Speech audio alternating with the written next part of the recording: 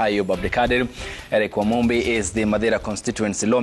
Given that the president is in central Kenya now, and being the tradition, doesn't this erode the investment the constitution makes in institutions? And then what will happen to the other regions in the country as well? Must they require the presence of the head of state for them to get development goodies? Thank you, Ayub. And before I come to that, let me inform my good friend Kaluba, and I know he will allow me because he's my good friend, that he said that media reported that there is nothing that is being done in this region. It is not media that reported, it is some people who said that there is nothing the president is coming to launch from this end. And while they were saying that, Ayub, the road that passes their gate has been done by President William Ruto. A good example is the road that the president, the head of state, mentioned that starts from a place called Wamumbi, Wamunyoro, to Karandi. That road passes through the gate of the former deputy president. It has been done, and I want to confirm as the MP for this area, it has been done by President William Samoei Ruto, and I want that to be on record. And secondly, Makali has said that we compare the photos of Baba Raila Odinga when he came to Nyeri last. I want to refute those claims and tell Makali Mulu that those photos they were posting last night, there is nowhere Raila Odinga did such kind of a meeting in Nyeri. The photo I saw them circulating was in Nairobi. So, Makali Mulu, I see you have joined the lying squad that keep on lying. And last night, you people were posting fake photos. Those photos were not from Nyeri. Coming to the question, the president does not need to visit every region for development to happen in those regions, but it is his right and his constitutional mandate to visit every region of this country. And we have seen him in Nyanza, we have seen him in Nairobi, in Western, in Northeastern. Actually, the president said that since elections, he has not visited Northeastern. It is for the first time that he visited Northeastern since he was elected. But development was going on, Ayub. So it doesn't mean that the president has to visit every region for development to happen. The development happens. What happens? The president just needs to inspect, because as I told you, the buck stops with him.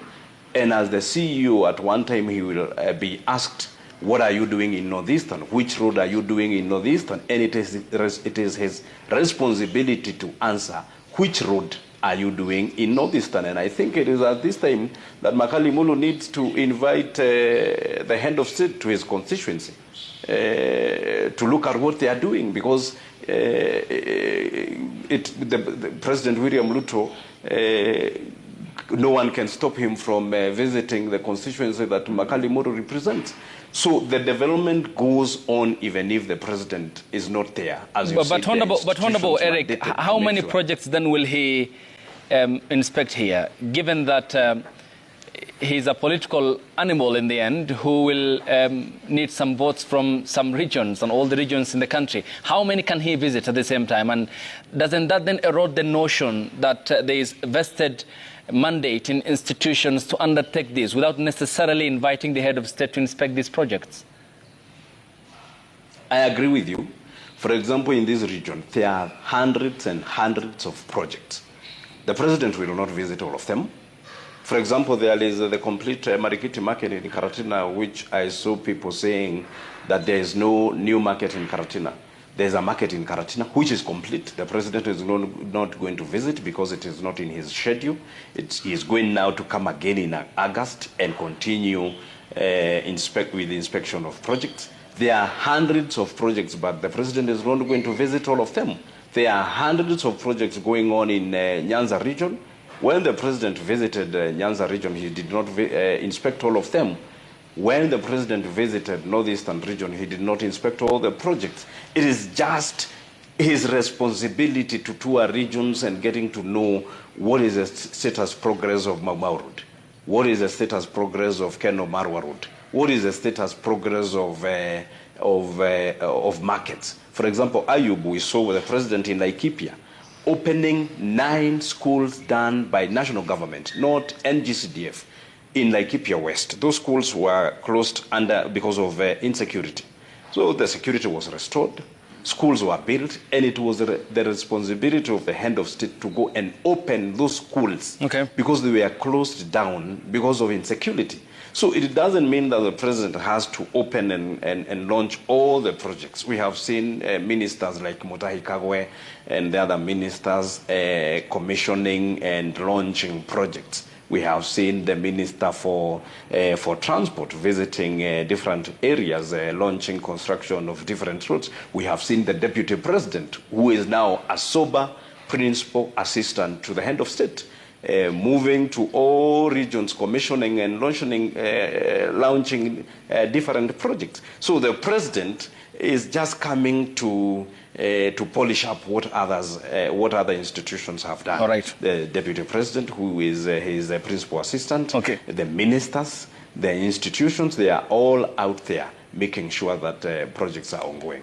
Okay, and Honorable Peter Pondo Kaluma, if you look at the mosaic of developments, Parliament, in considering some of these issues during the budgeting process, that is the house where you sit in, instead of rather waiting for the omnipresence of the president, an almighty president who is all round, must visit all the 290 constituencies. Yet this is a matter that you can handle at the National Assembly level. No, Ayub, and before I come to that, let me remind Makali Mulu that when the president visited Ukambani region, he said clearly that Ukambani people belong to Kenya and they are entitled to development. And he justified why he gave them a cabinet secretary. Makali Mulu, what did the former deputy president say? He said in front of your eyes that you don't deserve anything. He said you are not shareholders. He said you don't deserve a cabinet secretary. He insulted you. He told you you only have 1.5 million votes, which cannot take anyone anywhere. That's what he said in front of your eyes, if you have forgotten. He insulted you, and that is the man now you are following blindly, the man who insulted your people, the man who said you don't belong to this country, the man who said you don't deserve anything in this government because you have no shares. And Ayub, that is what the president has dismantled. He has said every region of this country deserves development because they are the people of Kenya. The people of Ukambani are people of Kenya. The people of Northeastern, where Kaluma comes from, are people of Kenya, and they deserve roads, they deserve water projects, they deserve electricity, they deserve better schools. And President joining all leaders of this country, all people of this country together, it is because he wants to kill the culture of if you vote for the government, you enjoy development. If you don't, you suffer for the rest of 5 years. We have seen the president bringing the entire country together and saying, regardless of how you voted, you deserve roads, you deserve electricity, you deserve water projects, you deserve better schools, you deserve markets. Every single constituency of this country, whether you supported the president or not, Ayub, and Makali Mulu is there, has been allocated 50 million Kenya shillings to make sure that there is connection of electricity in every single constituency, including Makali Mulu's. He has been allocated 50 million. So it doesn't matter. And that is the equalization we talked about in Parliament, that even if the people where Makali Mulu comes from did not vote for President William Ruto, they deserve electricity. And the responsibility of Parliament was to make sure that Makali Mulu has been allocated 50 million. But you know the money was removed. That he has he has been allocated 50 million. Every single constituency you can ask Kaluma has been allocated 50 million. Okay. So it doesn't mean then that we as Parliament are incapacitated, and we agreed with the president that that money has to be allocated. Ayub, every single constituency of this country is receiving 64 million, every constituency, for road construction, to make sure that the farmers, milk farmers, can access markets at the right time. So it doesn't matter whether you voted, and that money is appropriated by Parliament. Okay, and so I get your point. Honorable Wamumbi, I get your point. As you proceed, yes. President Rigathi Gachagua, who you do represent in Parliament, given that he's one of your constituents. Yes. How much of a blame should the president shoulder in this case, given that he's the man who handpicked him against the democratic vote of the MPs who voted for Professor Abraham Kithure Kindiki as his running mate in 2022? I think the president answered that, and he explained why he picked him against the wishes of members of Parliament, of the former Parliament. And he explained that he wanted Amze, because he was being accused to work with young leaders, the likes of Ndede Nyoro, good friend, Kimani Ichung'wah, Kawanjiko, young people, and he wanted to bring on board Amze just to make it look better. But he didn't know, he was only being a good person. He didn't know that the reason why members of Parliament, of the 12th Parliament, had rejected him is because they knew him, they worked with him. Members of Parliament worked with the former Deputy President as the MP. So they knew him better, maybe, and they had seen how he behaves. I think the President explained that, and I don't want to delve too much into that discussion, because the President explained why he picked him, and he explained he was rejected by the former Parliament. He has been rejected by this Parliament. And given that you are byproduct of a democracy, and also the President, and also Makali, and also Honorable Peter Opondo Kaluma, and the President has shown principles he said must be adhered to of democratic outcomes, why do you think he overlooked and knee-jerked the reaction, the outcome at the time that the professor should be his running mate? I really, Ayub, don't want to delve too much into that conversation, but I have told you, the President explained to the MPs, fine, you have voted. Kithure Kindiki got 27 votes. My good friend got 5 votes, but he told them, now, look, guys, this is a situation. I am being accused of working with young leaders. There is this Mzee, who is of my age. I plead with you, kindly allow me to work with him. If there are any challenges, we will handle them as we move on. So I think the President really explained that matter, and I really plead with you, Ayub, that I don't speak too much about that issue. One final question on the same, because it's an accountability show. What other factor, other than age and the optics, might you think have persuaded the President to work with Gachagua? President explained. He mentioned about age. The President said about age. He didn't say about anything else. And you know, it is one who picked. It's not me who. I don't know what he looked at. Yeah. It was his appointee. It was not my nominee. So the President said he looked at the age only. So he would maybe find out about the other characters as they moved on. He only mentioned about age. Fair enough.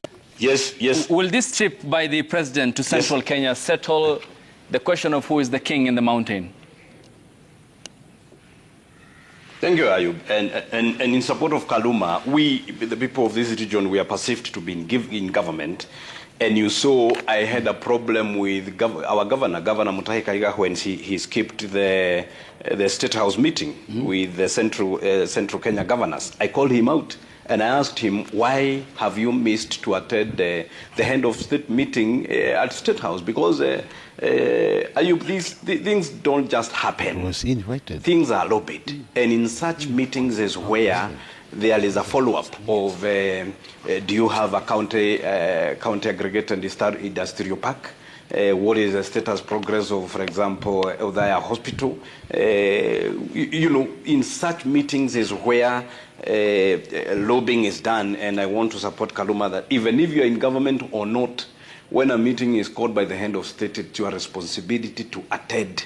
And because now there you will have time to prosecute your case. Is it a must to attend the meeting convened by the head of state? No, it's your choice. If you don't want to attend, it's your choice. You will explain to your people then. If you attend, it's a choice, Ayub. It's a choice you make.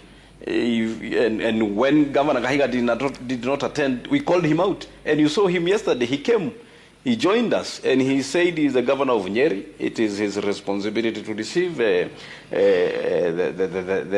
president. And Dismas, I said that there was an allocation of 50 million to every constituency until it was dropped down during the events of finance bill, and you can see the losses we underwent when, and there are so many others, projects that were dropped, and this is due to the dropping of the finance bill. Coming back to your question. Yes. Come again. Kindly repeat the question, Ayub. Yes. Will this visit by the head of state settle the question of who is the king in the mountain? Very good. Very good. It is not about who is the king in this region. And actually, we don't want to do the discussion about who is the king.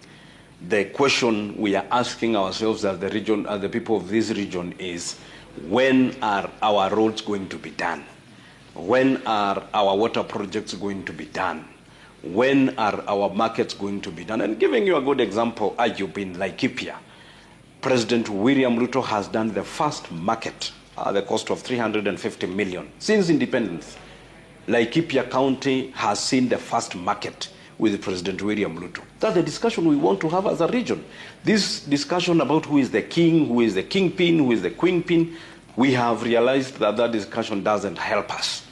We want the discussion around development, the Mau Mau roads, the Kenomarwa roads, the markets, the stadiums, the irrigation water projects. That's the discussion we want to have as the people of Mount Kenya. Okay. It is not about who is the king. Okay. We actually don't know which office is that. Who elects anyone to that office? And I remember the deputy president asking, which office is that? Okay. The discussion we want as the people of Mount Kenya is not who is the king. The discussion we want is when is Kenomarwa Road going to be completed? Thank you. When are the people affected by its construction going to be compensated? Okay. When is Rolengo Stadium going to be done? When is the Mau Mau Road going to be completed? That is a discussion we are having. We have now refused that discussion of the kingship, sijui the mulima, sijui the what. We have now, as the people of this region, and we have agreed that this government is ours. Thank you. And we are going to enjoy development, and we are going to make sure that all the roads that are ongoing are going to be completed. Thank you.